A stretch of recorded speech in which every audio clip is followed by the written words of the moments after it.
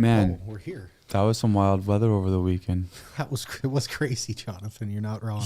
Were you down in Bismarck at all? Did you get to experience any of that stuff? No, I didn't. 2 weeks in a row, some just insane weather goes through the state. Mostly the southeastern part of the state too. That was some wild stuff. Yeah, to what's see. up with that? I have some. When we moved to Minot, we were told, "What's that behind you?"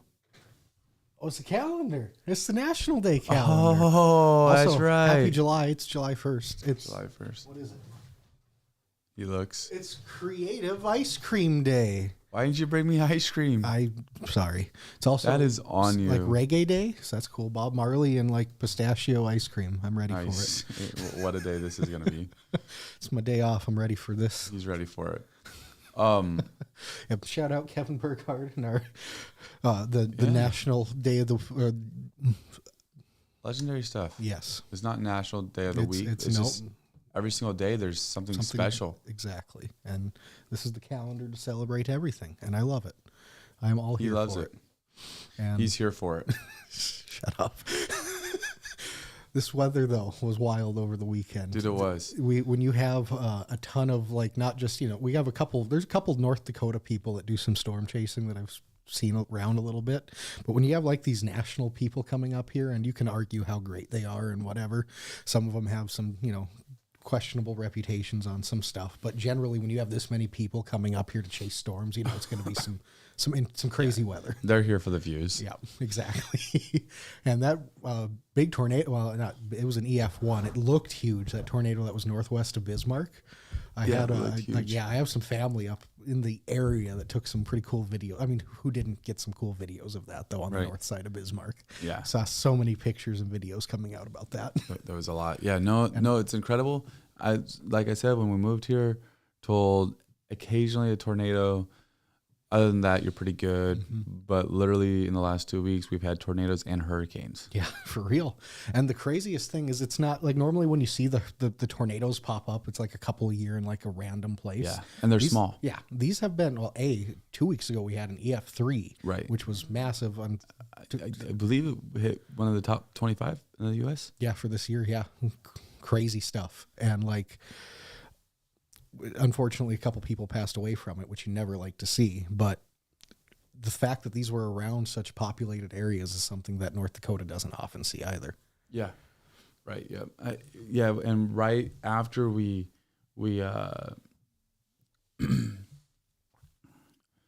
right after we moved here, we had the flood, and then on the tail end of the flood, there was a tornado that popped up. Yeah, I remember that time frame. It was. The water was still in the levees, and there was a big wall cloud coming over Minot. I remember. It's crazy. The weather around that time was so insane. I know 2011 was an insane year for weather all across the country. The Joplin EF5, I think that was the last year there was a registered EF5 tornado. If I know going down the rabbit hole of weather over the last 2 weeks is right. But I don't know. Been some crazy stuff. It'd be Minot's luck.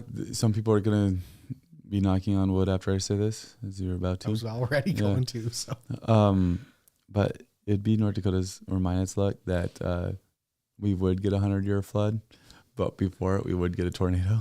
Perfect, right? It just takes out all the flood work that's been done. Stop.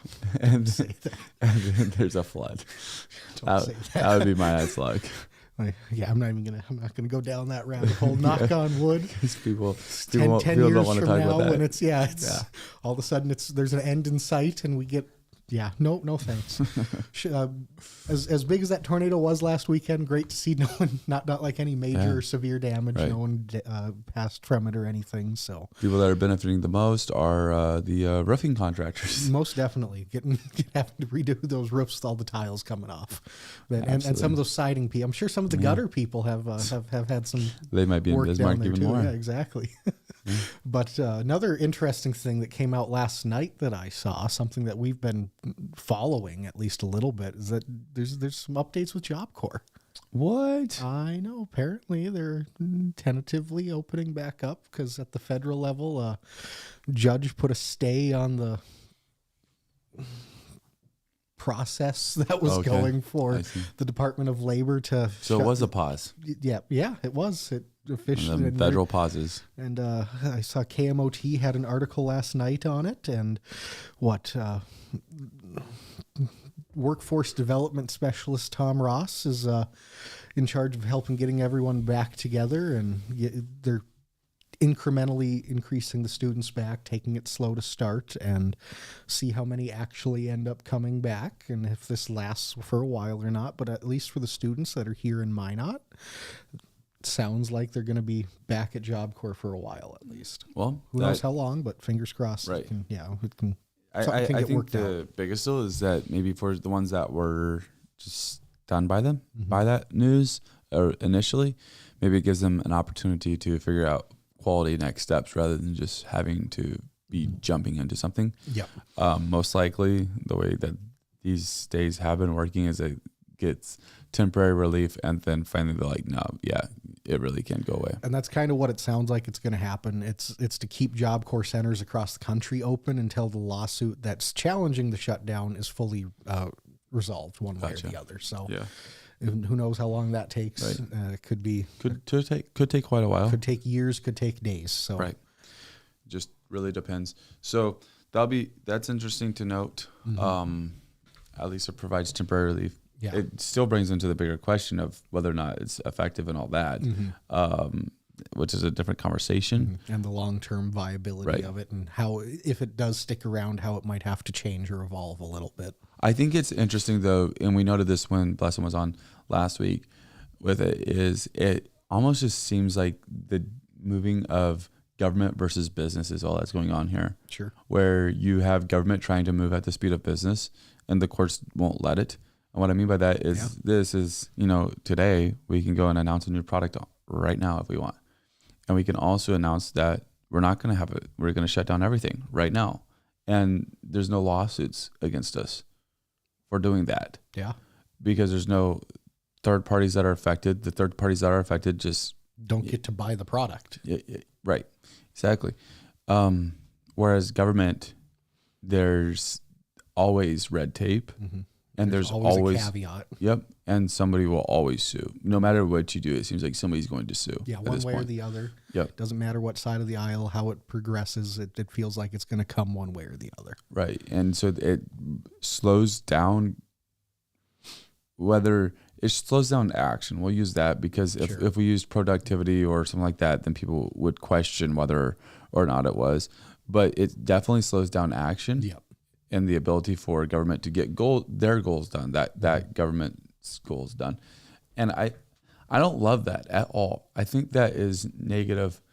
Obviously, it's the checks and balances, but really we want checks and balances that just completely tie the hands of a government, where you'll have them in court for 4 years. And that's crazy. It just goes through the legal system the whole way through, and either one way or the other, it goes to trial at some district court, or it ends up going all the way up to the Supreme Court. Right. Yeah. And even if in something like this, and we've been seeing that a lot this year alone with so many of these things, it just ends up going to the Supreme Court. Right. And starting to get some of those rulings back. And they had an interesting back and forth between a couple of the judges going into the weekend on a couple of the opinions on what was it? There was a 6-3, I think, was their vote on it. However they determine or call that, and it was on pretty much a lot of these smaller countywide or citywide, statewide court systems that are putting injunctions and stops to some things, and it's like, hey, we can't do this with every single thing that comes up. That's good. Yeah, it sounded like there's a little contention back and forth between a couple of judges. Marie, good morning to you as well. Good morning. Thanks for jumping on today. Do you think Amy Coney Barrett is what's your thoughts on her? She's fine. I think they're all fine, all 9 of them. I don't have. You think they're all fine? Let me go here then. There's a couple that are too old, and there are a couple that seem like they're a little extreme. But outside of that, I'm fine with all of them. Is Amy Coney Barrett what you expected? Probably not. She's taken a lot of heat. Yeah. I think it's akin to Who was on before John Roberts? I can't remember when George Bush Sr. appointed the guy before Clarence Thomas in like 1990, who was there before John Roberts. Yeah, that guy. I can't. I know I'm blanking. But when he appointed him, it was expected to be a very conservative judge, and over the preceding 20 years, he was, there was a lot of things he ruled on that people wouldn't have expected him to rule the way he did. I know there was a couple things with the gay marriage stuff back, 15 years ago now at this point that it was pretty Rehnquist? That's it, I think. No, he was the former Chief Justice. Yeah, excuse me, I'm getting my guys mixed up. Anyways, regardless, it's one of those, you don't necessarily get 100. There shouldn't be a litmus test for it, and I think they should take every issue independently. Mm-hmm. But at the same time, I don't know. What's your thoughts on her so far? Anthony Kennedy, that was Reagan. David Souter. Yep, that's it. There we go. I was going to look it up, but you did for me. Thank you. I did it. I did something. My thoughts on it, I think it just, what I think is hilarious is basically the stuff that you've read, mm-hmm. is that she hasn't been as conservative as people thought she would be, mm-hmm. right? Mm-hmm. So like the conservatives are upset a little bit because she doesn't always follow the conservative line. Clarence Thomas to a T kind of thing. Okay. And they didn't anticipate that because of her distant connection with Scalia. There we go. I can't pronounce his name. So it wasn't fully expected. But I think what is funny is when these justices go to get approved, there's so much backlash. Yeah. Yeah. They get dragged through the mud, mm-hmm. not because of a vetting process that's pure and people are just trying to make sure that you just have this really solid judge. It's because people are just trying to tear down so that way perhaps they can somehow get the candidate removed. Yeah, or get the person to bounce, like remove themselves from it, take themselves out of the equation. Yeah. Obviously, there's always going to be a little bit of grandstanding with these things, but right. At least over the last 40 years at this point, that's been the norm. I can't. But it's getting really bad. It is. No, it's getting to the point where with Kavanaugh, it was almost they were borderline making up stories. Yeah. On him, that's insane. Yeah, it's getting incredible at this point. The last two especially have been. But with Amy Coney Barrett, for what purpose? I mean, if you asked obviously if there's a conservative president in place, then you're going to get a conservative judge, mm-hmm. but she's not as extremely conservative as some thought she would be. Mm-hmm. So it seems like overall, if you're not going to get, if you're on the other side of not being a conservative, so you're liberal, mm-hmm. and you're not going to get a liberal judge because there's a conservative president in place, it seems like you might be fine. Yeah, no, without a doubt at that point. And it's interesting how the current setup of it all is too at this point, especially with how many Trump was able to appoint in his first term. Yeah, that's crazy. That was stuff. In only 4 years. Yeah, that was pretty crazy how he was able to get 3 in that time, I think. Does he have a chance for one in this term? I mean, there's a shot if Clarence Thomas or steps down maybe. Or I think he'd be the. Yeah, it seems like there was another one. It seems like it was Sotomayor maybe. I feel like she'll wait till. I know, but there's a chance. She's not young anyway. That was actually, I was talking over the weekend with I think my dad about it, and when I saw the recent picture of all of them for this newest session, I was like, dang, Sonia Sotomayor is looking.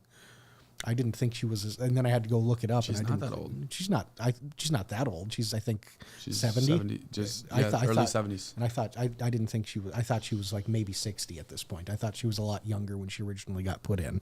But again, aside from that, I would say that your most likely one would probably be Thomas. I mean, to go out at this point. Yeah, right. Just from sheer age, and then Sotomayor probably. Right. And who's the other lady? What's crazy is Alito is old too. Yeah. You're not wrong there. And Roberts is as old as Sotomayor. But really, I didn't think he was that. Fair enough then. Roberts is born in 55. Thomas is born in 48. Alito is born in 1950. Sotomayor is born in 54. And then you have Elena Kagan, born in 60. Gorsuch, born in 67. Kavanaugh, 65. Coney Barrett, 72. In Brown Jackson in 1970. Okay. Fair enough. So I think Clarence Thomas and Alito could be the next ones we might be. If one, I could see potentially one of them exiting in the next 2-3 years. Yeah, but it feels like Sotomayor's close too. She could be. Yeah, no, just by the sheer age of it. Yeah, you're only saying Alito and Thomas because but I don't think, let's see. We're still in the first year of Trump. Yeah, we're still in the first like 6 months of it. Feels like it's been a while. Yeah, so I agree with you. I agree with you. Basically, if it doesn't happen in the next 2 years, though, it won't happen because then it'll get stalled. Yeah, they'll just push it till after the election at that stage, and one way or the other, that's how I kind of see it playing out at that point. But I think you're more likely to see a conservative judge step down during a conservative presidency, rather than when they have the opportunity, and because otherwise you see some things get drug out in a way they probably shouldn't at some points. But I mean, I know that she was very old, but the alternative is you have people holding on. Exactly. And that happened with Ruth Ginsburg. Ginsburg, where she held on and she just had to step down. Mm-hmm. And that's sad. Yeah, it's unfortunate when you see that happen. And you can argue at the end of the first woman on the bench, Reagan appointed her from Arizona. Sandra Day O'Connor. Yes. At the end of her term, when she ended up retiring from the bench, she was quickly diagnosed with Alzheimer's, I believe. And so it's always incredible when they're quickly diagnosed. It's one of those stepped down and immediately lost it. Yeah, you know that was starting to kick in prior, and it's just unfortunate when you see some of those things kind of play out. Yeah, well, we've seen them play out on very big stages. We have at the biggest of stages here too. So. Yes. Marie says Alito will be the first to go. That's reasonable. I mean, I wouldn't argue it. I could see him doing it next year or two, frankly. See him pop out. You really think so? Yeah, 100%. He's been. I could even see Trump pressuring him to do so because he wants to make sure he has another justice in there. If there's any president to do it, who? No, that's not what I was saying. Yeah, Ginsburg died on the bench. Yep. Good call, Theater and Stream. Mm-hmm. Appreciate that.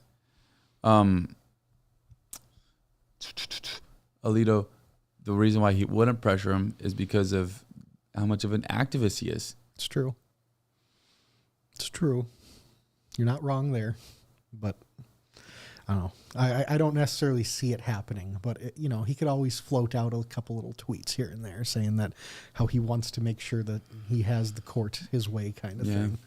It'd be interesting. I don't know. We'll see how that one plays out over the next couple years. Because I think another interesting thing too is what happens in the midterms next year. Yeah.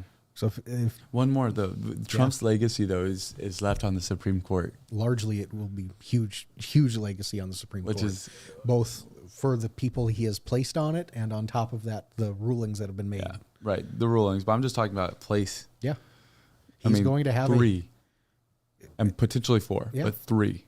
That's crazy. Like I think FDR was the last one that had more than 2. Maybe Reagan had 3.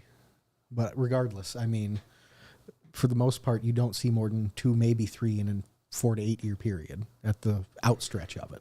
And the fact he has had 3 in his first term and has a good chance to get a 4th is pretty crazy. He had a chance at 4, but he missed. It's true, yeah. When Brown came to the court, because he could have retired prior, but he waited till Biden got elected and then he stepped down, and now we're here.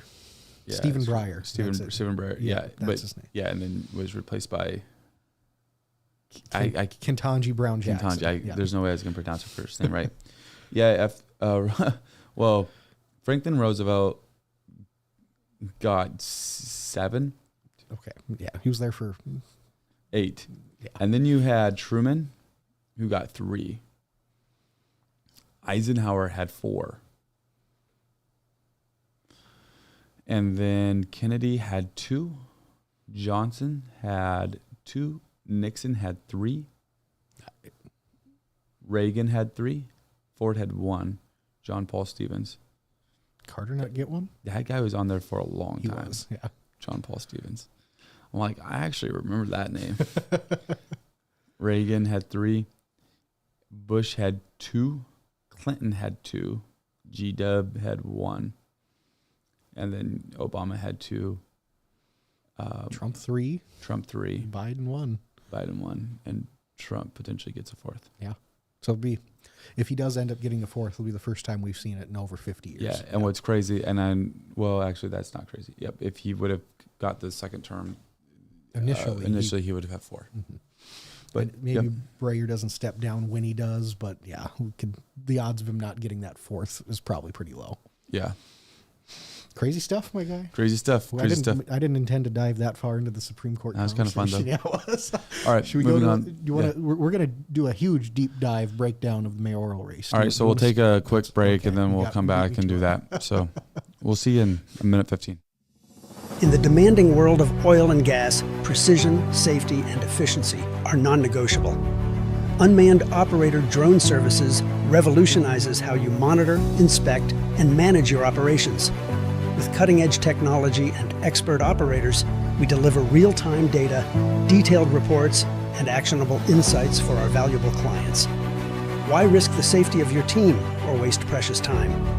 Our drones access even the most challenging areas with ease, reducing downtime and enhancing safety across your sites.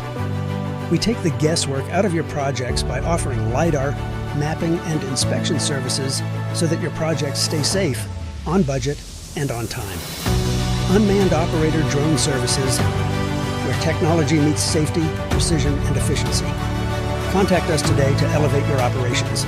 Yes, Enjoy Minot's finest authentic Mexican cuisine with a view at Mi Mexico. The rooftop patio is open and ready for you to enjoy a margarita or other cool refreshment along with genuine mouth-watering Mexican entrees. Mi Mexico, South Broadway. Oh, hi Hard there. to find buttons, buddy. Yeah, I know. That's why I just click on there. You just click. Yeah, No, you see me squinting hard, looking at the teeth at the monitor. Yeah, that's when you know I'm trying hard. That's what he's doing. He's being a tryhard. So, all right. We have a mayoral race, I guess, going on, is what I've heard. Something like that's going down. They're running for the mayor position for like 10 months. Someone stepped down, and now we're here. But there was some stuff. There was like a debate and a forum. It was. There's another debate at like an Applebee's that I didn't know about. Well, that was Sons of Liberty. There was like all 4 of them showed up. This one. Yeah. It was still Sons of Liberty. They're still okay. Fair.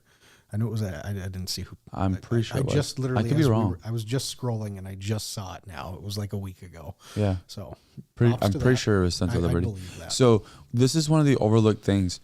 And I don't say that as like it's just Sons of Liberty. There's a lot of groups that will have invite the candidates to their meetings and whatever for Q&As and stuff like that. So there's other groups that have done that as well. I don't know them all. But a thing that is really important to point out with this year's race is that there's 3 candidates from the dais that sit there, which causes if those 3 candidates are there, and then you have one more from council at the meeting, it's a quorum. And our city clerk has to track what goes on if there's a quorum. That's true.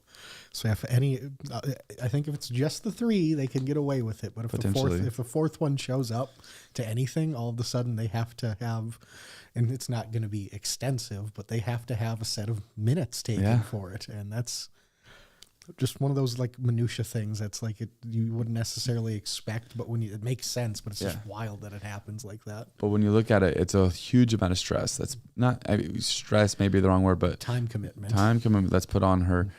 So shout out to our city clerk. We've got a good one. Yeah, without a doubt there. I mean, I would like this specifically because, it's mayor race stuff, but generally I wouldn't want to do that.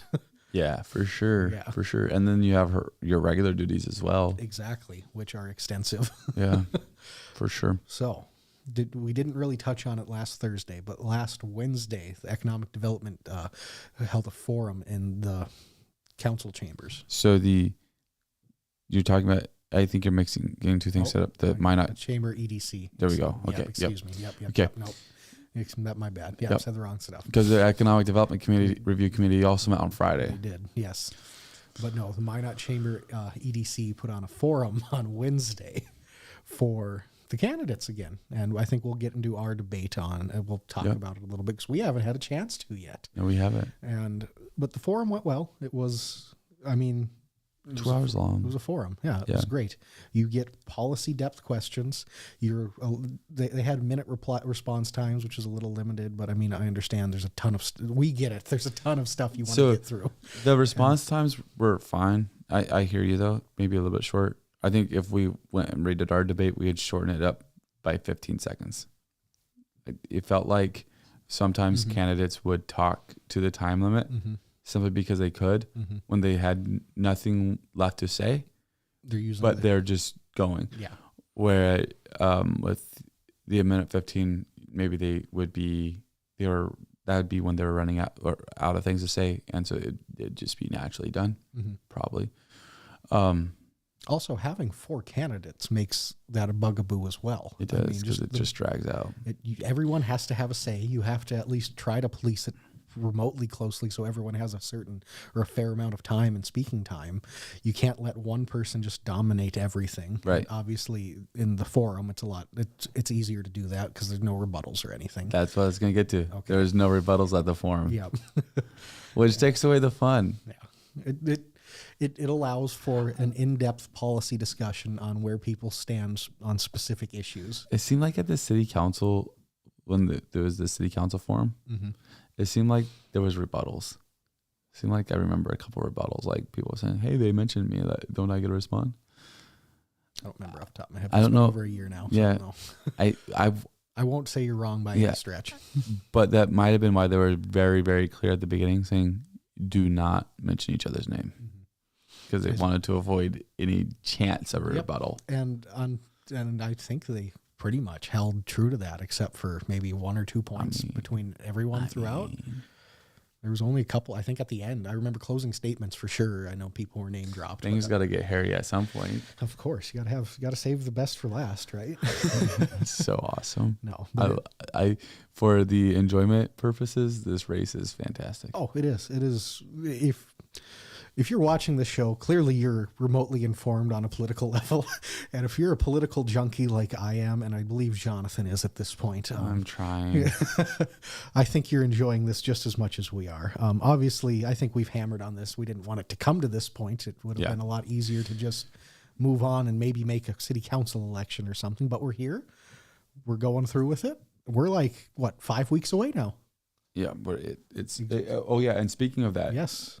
We're 5 weeks away, and you cannot early vote. Nope. But you can get an absentee ballot.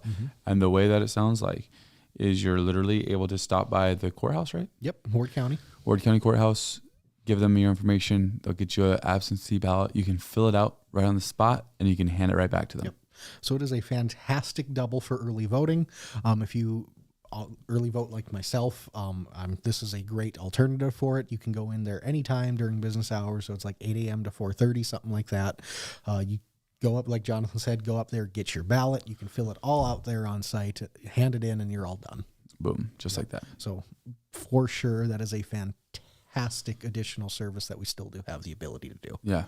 The only thing that might be stopping you from early voting is not knowing who you're going to vote for. Exactly. So as we listened to this debate and to this forum, what was the candidate that stood out to you and why? Oh, man. I think at the debate, one person got a notable more crowd reaction than the rest. I think if I remember right, in my mind, I would have to lean the Pittner's crowd reactions at the debate. Yeah, were probably the most raucous. And at the forum, I want to say I think Josiah held his own the best. At the forum, he did. Yeah, gotcha. Because I think it's at the forum, it's so much more policy driven. That is a place where he, as the non-council member, could have really floundered, and I don't think he did. I think he held his own and did. I mean, it's Constitution, minimal government. Yeah. He hammers on his points, but he stays true and consistent to them, and he can work most things into them. You mentioned the crowd reaction at the debate.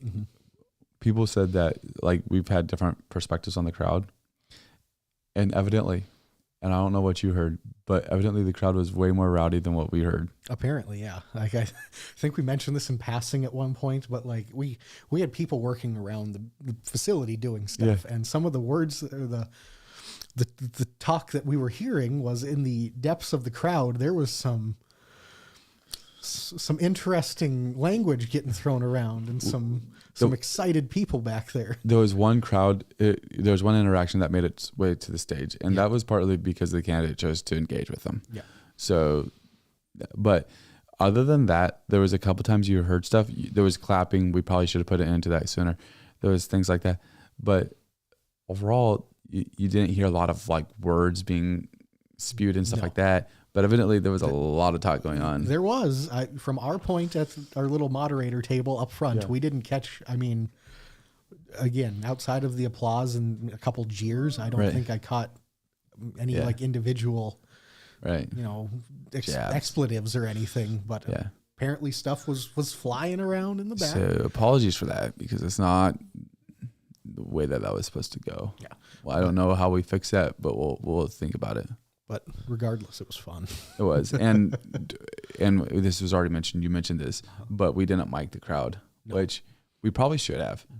Got it for online. That's something that we'll look at next year. If we do this again next year, this is definitely going to be something we'll consider. Because like you mentioned on Thursday, I think I talked about it at one point. We got called out in the comments for messed up. Blocking out the audience. That's what the comments are for. Hey, you know what? Everybody else gets ripped in the comments. We get ripped too. We deserve it once in a while. So, all right, that's interesting. So you're going with Pittner. Honestly, at the debate itself, I thought somebody that really did well was Josiah. Yeah, and I think one of the biggest things with some candidates you see in anything, it's you don't know how they're going to perform. They are a wild card. Yeah. And so a lot of times with that, you're going to think that you're going to lean towards the worst case. And what are the odds this unknown quantity comes in and just doesn't do well? So when they come in and they hold their own, it looks fantastic. Well, it looks great in that situation. It's not just that though. He has taken the approach of at every city council meeting, Josiah will be at the public appearances, giving 5 minutes of input from his point of view. And in my opinion, this is just my opinion, it's worth nothing. I found that it comes off a little bit strong when he's in those settings. He comes off very strong, and not something where not something you can get behind. In the debate, though, he came off as way more approachable and way more like, okay, I can at least see where you're coming from. And that was really good for him, because I think for some people it may be something where like, wait a minute, there's some of this that's starting to, I can at least see it. Maybe I should look at it a little more. Yeah, no, that's reasonable. And I think that's a very good take on where he comes with. And one thing that he said in, I think both of them, I know for sure the debate, and I'm almost positive he reiterated it in the forum. It's a line that he's using that I think it's a pretty decent line. And it's, our elected leaders should be shepherds, not rulers. And that's become one of his hammering points at this point. Yeah, it's on the sign, I think. Yeah, it's these people are made to guide us to the best place rather than be the ones to tell us how to get there. And some people don't love that, though. No, 100%. And I fully understand that, but I think that's one of his, I mean, you look at the core messaging behind his move. I mean, he's a small government. He's liberty-minded. He's an idealist to an extent. I mean, he's someone that thinks that the city should operate to a T to the Constitution, which on the surface, you can't argue that. But the more you look down at it, I mean, what is there a ton of policy depth on some of the stuff? Maybe not, but I think that's something you got to, when you get in there, you're going to figure it out more. And a little bit. I think the one thing the caveat that I have to that is this isn't just a deal where we get how city runs, some of the policies we're going to have to figure out. He's wanting to reform completely. That's his. So to go and say you're going to figure it out, is kind of worrisome with his approach. Because there are a few things that when it gets brought up, he says, well, I don't have the numbers in front of me, so I don't know the depth that these guys do. I'm paraphrasing here, but like there's I know with the flood for sure, that was one of the things. Like, I don't know what the cost is. I don't have the numbers in front of me like they do, something like that. So when I get there, I can figure it out better along those lines. Well, are you going to remove it or not? Because if you're going to remove it, that's going to be a no vote for a lot of people. If that's something that they found out afterwards, then there might be somebody else getting a recall put together. Yeah, it's always a possibility. And now it's always a possibility at this point, yes. Yeah, we know the Pandora's box has been opened, so at this point I hope it's not explored extensively. Yeah, very interesting. I think the biggest thing of all of it, when you combine both of them, is we really have 4 very different people running for the position. I think you have. Do you think the votes are going to show that? Because if you have 4 very different people, then it's going to be easier to have a leading candidate. In some ways, maybe not. I don't know. It just feels like it's going to be a bunch of split votes. I agree with that. That's what I'm trying to get at. I agree with that. I think you're right. It will probably be largely evenly split. And maybe like you said at the former two, that's a possibility that because they are very different, it could allow one of them to really grab more of a base. Right. But, I mean, you have Josiah, who is effectively I think an even more extreme version of like a Ron Paul kind of thing. Like he is no government unless it's like the absolute necessity of it, and we have to do it. You have Rob, who is a very conservative. He's got populist appeal to him. He's getting out there trying to be the voice of the people. Then you have Paul Pittner, who's a little bit of a technocrat. He thinks that you should have these very experienced, knowledgeable people leading the departments and leading the charge in their specific industries, whatever it might be. And then you have Mark Janser, who is the experienced statesman of the group that's been around for sounds like 18 years and has, for better or for worse, seen a lot in his time at the council. Yeah, no, for sure. So how did you feel like Mark Janser did at the debate? I mean, he was quiet. He's Mark. I don't think there was. Right. He played to his strengths, and he didn't get into any of the extra activities necessarily. I think he asked for one rebuttal that I can think of off the top. We forced him one. We gave him one too. Yeah. He was mentioning, we're like, you want a rebuttal? He was like, sure. What? Yeah, sure. Why not? You got to take the time if it's offered to you. That's right. But no, I think he.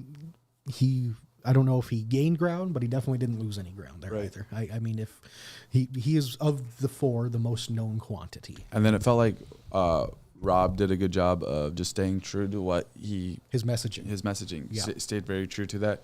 Obviously, there was a good time. I know that you showed the clip already. A good time of him and Pittner going back and forth. There was a question that was thrown at Rob about the loans, and that didn't work out exactly the way that Pittner thought it was going to go. It was just some fun exchanges. Yeah. In my opinion, just pure open dialogue between 2 candidates that were allowed to, which I think is great. Yeah, I think you have to have that at a point. And you could tell that the 2 weren't excited about them both being in the race together. They either one would have been fine if one of them dropped out. Yeah, as the feelings they were getting through it. Put it. But I felt like Rob handled those exchanges well. Yeah. Obviously, you at the beginning you talked about Pittner. So Rob parried the back and forth like a master. Yep. And both of them did. Yeah. I don't know that there was a true winner. If you were on Rob's side, you're like Rob won, and if you're on Pittner's side, Pittner won. Yeah. They both did a good job, and the exchange is probably the only place where Pittner lost was when he went at the loan and got a different answer than what he was expecting. That was probably the only lose in those back and forth exchanges. Otherwise, I think all of us as viewers were winners. We won that. Everybody won that. For sure. That was some good stuff. One thing that was nice, although maybe we could have cracked down a little bit better, but rather than going ahead and verbally saying how much time was left, we actually had a clock up there that they were able to see. And like as the clock wound down, it would change colors and stuff like that, trying to grab attention. They still went over. Typically it was like 10 to 15 seconds. On closing statements, we put up a just a straight up clock to show them how much time they had gone over. So that way we would, if somebody else went over, it was justification to let them continue. Yeah. So that was the only time that we changed it. But I think that part went pretty smooth as far as the time. The time amount should be pretty close to one another. Yeah, generally, I don't think anyone overly dominated the speaking times. I mean, there was a couple extra rebuttals for the back and forth, but outside of that, I think it was pretty even across the board. Well, obviously, like if you actually had a strategist that was helping you, the key to getting more talking time was to call somebody out. Yeah. Because then there was dialogue. Exactly. So and that's one of those things. In debates, especially on a national stage, the more you're able to get out there, the more you're able to say, even if it's nonsense. You want it. You want to have as much face time and as much word time as you can possibly have. And that's where Rob and Paul did really well. And that's one thing. Mark Janser just wouldn't have played to his style to do a lot of that, but Josiah should have done more of it. Yeah, like I don't think it felt. I cut you off, but it felt intentional. This is my opinion, just observing. It felt very intentional that they were not calling out Josiah's name because they did not want to get into those discussions. Yeah, it's almost like in the 92 presidential debates when you had Clinton, Bush, and Perot, Clinton and Bush would go back and forth with each other like nothing, but they would try all their best to ignore Ross Perot as the upstart, third-party candidate. And it's if you don't give them the time of day and you don't acknowledge them, that's hopefully you can harm their chances in that way. Yeah. And I think you're right with that. I definitely noticed that too. And especially in the debate, the forum, again, it's so much more direct in the forum, but in the debate, I think they let it roll. In the forum, if anything, I think there was more agreement between candidates. It showed where they were able to, like, he made a decent point, and I'm going to expand on it a little bit. Right. And I think they allowed that to happen a lot more in the forum because of the setting for it. Yeah. You could see a lot more of the similarities between candidates, whereas in the debate, a lot of the, especially personality differences, were able to come to light. Maybe because of the setting for it, but I also think that there was an intention to not get as argumentative. Setting aside, I feel like that part was shown. Those feelings had been expressed. And now there was a feeling of like, this isn't going to be productive to any campaign if we're going to continue to just argue the whole time. Yeah, 100%. So there is a line. So I felt like that it felt like they had realized that and were ready to go in a little bit different direction. No, that's fair. I definitely see that. That's I think a good assessment of that. So what happens next, man? We got July. It's a busy month for everybody. July is like in Minot is one of the premier months of the year. I mean, on top of the fair that we have coming up in a couple of weeks, which obviously takes everyone's time away. Who doesn't go out of town during July? I mean, it's perfect time for people in Minot to take vacation. It's summer. I plan on. I'm going to Bismarck. I'm going to Bismarck. Does that count as being out of town? Probably, like it's a technical thing. Probably not. Are you going there for vacation or are you just going to Bismarck? I'm going to spend a weekend, the 4th of July weekend down there. Well, that's good. Yeah. So way to go, man. Take it as you will. Good job. Good job. Way to get out of town. I'll try my darndest. Bismarck, again, like you said, it's probably barely an acceptable notion, but that's not the point because so many other people love to go to the lake at this time of year. It is great weather. We had a very nice weekend. We're going to have another. You're going to the lake? No, I don't. It's Lake Sakakawea. You'll drive over. I will drive over the lakes. Yes, that is true. I can't. Actually, you won't. Not technically over. I'll drive next to the lakes. Yes, in between them.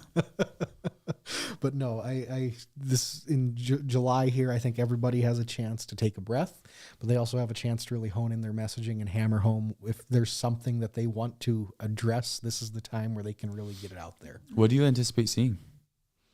Like, I mean, it seems like campaigns are going to ramp up now, right? Like there's been a lot of the public stuff. Now it comes down to individuals. I don't think there's very much, if any, public things on the schedule for the campaigns. Not that I know of at this point. I think it's pretty much, it's going to be events that they might show up at. It's going to be on them to get out there and stump. And then before you know it, the fair is going to be over and we have a week and a half till it's election day. Yeah, which is crazy. Yeah, I wouldn't be surprised to see a lot more social media messaging going on. Yep. Some videos from candidates and stuff Yep. like that. I'm sure. I know we've already started to see it. If there are whatever ad pushes they're going to be having, this is when it's really going to start to ramp up. Also this week, the first round of campaign finances are due from the client. Oh, really? The candidates. We're going to find out the truth. The truth is in. Dakotan. But no, you've got a really interesting ability here to really focus in on a message and hammer out what you want to be known as at this stage. And if you have the ability to go out and put ads out for it, that's great. Otherwise, I mean, you might be starting to see billboards, more signs out and about. And I know there's a couple that are going to be in the parade. So really look forward Money. to, I look forward to seeing how that plays out. You look forward to announcing. I do, very much so. Come see me by Roosevelt Park Zoo by the train somewhere. So there's something called the rise of the EM dash. And that is the supposed telltale sign of AI. Yeah, right? This is true. I see where you're Which is not necessarily true. No, not But at all. it is true, but it's not necessarily true. Yes. You're right with that. It's confusing, but you're right. So the dash is a telltale, and excessive use of dashes can be a telltale sign of AI usage. But good writers will say, no, We've been using them forever. Exactly. But the problem is, and where it's a telltale sign, is there's a lot of people that aren't good writers. And so they're using, suddenly, they've had a revitalization of their penmanship, their penmanship, of their writing style. And they are now using EM dashes, which we suppose is potentially AI. Question is this, though. How does AI fit into a campaign? Well, in the current day we live in, it's an incredibly useful tool to put information together.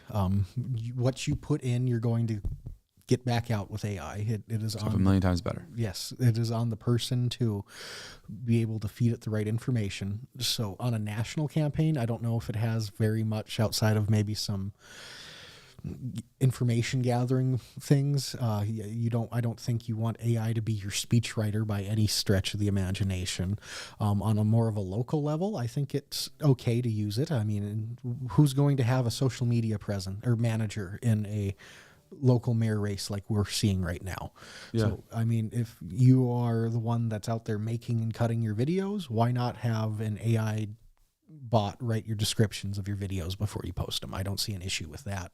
Yeah. But if you're, like I was alluding to a second ago, if you're going to go out and use AI as your speaking tool and read it verbatim, I feel like that's where we start to have issues, because I think those should be coming from you at that point. Right. Yeah. And of course, again, AI, what you put into it, it takes and it dances with it and it makes it pretty, but it can add stuff. It can add stuff. It can take away tone. It can take away, like, there's a lot of caveats to it. So, in 2023, there was a judge that sanctioned lawyers for a brief written by AI with fake citations. The key points is, and this is by CNBC.com, a New York federal judge sanctioned lawyers who submitted a legal brief written by AI tool ChatGPT, which includes citations of non-existent court cases. In addition to each paying a $5,000 fine, the attorneys Peter LaDuca and Stephen Schwartz and their Levido law firm were ordered Thursday to notify each judge falsely identified as the author of the bogus case rulings about the sanction. Judge P. Kevin Castell said he might not punish them if attorneys... It's really poorly written by CNBC. Might not have punished them if they had come clean about using ChatGPT to find the purported cases the AI cited. That's the dangers of AI right there. That's the thing. I can attest to that. If you can run a transcript through AI, and it will start using quotations of things that it's summarized. Yeah. Like, it'll summarize a paragraph and put it in a quote and say that this is what they said. Right. And it may not be true. You have to confirm everything. Exactly. That is the thing. You have to double check it. You have to make sure it's right, because it will take things out of context, and it will make things up to a certain degree. It won't just put everything on blast. But if you ask it to pull a quote from a transcript, you have to guarantee that's the right quote. Right. Yeah. When you're talking about quotes, it better be right. Yeah. Yeah. So I think using it on social media, using it in those areas, I would agree. That's mostly fine. Obviously, make sure that you're putting good. But it was like your campaign strategist. Yeah, your that's campaign fine. manager. Yeah. Yeah, that's fine. If it's working in the back, that's all background, right? Yeah. No, so like if you want to run it, like I think experience like that would be fun. Yeah. I'm running a campaign off of AI. You go win a campaign, be like, my strategist was AI. Yeah. I feel like And then that's they'll be not like, something you oh, want to announce, though. I feel like Alan that'll Iverson. turn people off. Just But this is what's frustrating about AI is it will annoy people, but if it's after you won, who cares? Yeah, 100%. A, B, people are affected. Oh, geez. National Day calendar fell. It's that like how this funny going. AI is used in so much of people's daily life, and they're using it themselves. They don't realize it. They don't. No, they are. No, They're sure. straight up using ChatGPT. Sure. They're straight up using it for everything. A lot of people do. Yeah. A lot of people do. And I know not everybody does, but a lot of people do. Yeah, and so don't be annoyed by it when somebody uses it for a productive case. I agree. Yeah, I agree. I guess with my don't mention it, what I was saying earlier, like you said, if it's after you win, you already won. Don't matter.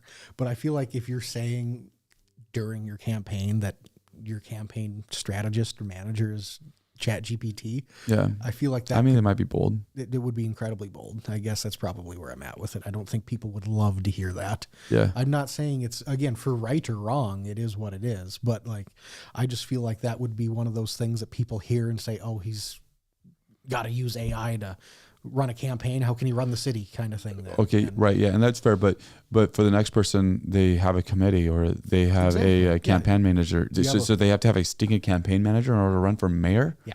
And that's, again, great. Should that even be necessary in a place like Minot? Probably should have somebody to bounce ideas off of. Probably should have somebody to work things through. And if you choose to have AI and you want to take that risk, then more power to you. I agree. That's on you at that point to see how that plays out. I would be interested to see an experiment run on that. Just so at the end of the day that you take responsibility if it messes up. Yeah. If it's wrong, you have to own it. Yeah. And you have to. You might say that you used AI, but hey, it's up to you, buddy. Exactly. You have to be the one to confirm everything, and you have to be the one to make sure that not just it's putting out the right information, but the information that you put out from it is right. Theater and Stream, if a politician is willing to cede their agency to an algorithm, why do we even need them? But I hear you, but you have, it's all about you need the personal aspect of it. You need to have a person there. But it's all about who the politicians trust then, because going in like on a presidential where you're going to see the most, go vet their entire campaign, all the people that are part of it. Yeah. And there's some people that you're not going to like at all. 100%. And how much does that affect your vote? You may not like them, but you're like, I'm still going to vote for them. Exactly. The candidate is above the people they're with typically. And if you go and you look at, I don't know about everybody's campaign. I know at least 2 of the 4, and probably 3 of the 4, they have either specific people or they have communities that are helping them strongly. How much does that influence of your viewpoint of that person, of that candidate? Guess, when that's just the expectation that they have, that they should have something like that, and so a network to bounce ideas off of or to help run the campaign. But then if we go to AI, then we're not about it. I don't know.